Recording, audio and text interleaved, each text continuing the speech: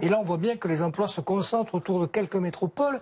Envisagez-vous, là, le président n'a pas parlé, des mesures spécifiques et lesquelles?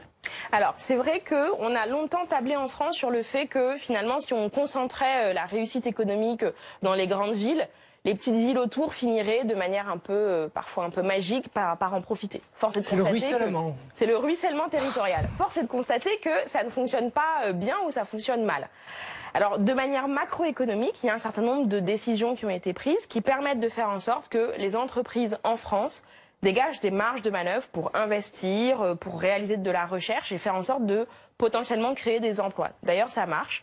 Et depuis 2 ans, on a eu à peu près 1,5 million d'emplois nets créés, c'est-à-dire si on fait le solde entre les destructions d'emplois et les créations d'emplois. Donc ça, c'est quelque chose de positif.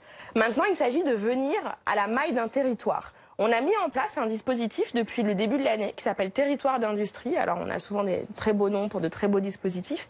Là, en l'occurrence, ce qu'on essaie de faire à travers ce dispositif, c'est aller chercher dans des territoires où il y a eu de la désindustrialisation, faire en sorte qu'on puisse réimplanter de l'emploi, y compris de l'emploi industriel, et on le fait en s'appuyant sur les élus locaux que vous incarnez, en s'appuyant aussi sur les chefs d'entreprise d'un territoire et en injectant de manière très ciblée de l'argent, en faisant en quelque sorte du cousu humain. Les startups qui sont autour de la gare Austerlitz à Paris, vous dites on va les ramener à Bord-les-Orgues ou à Hauteur demain?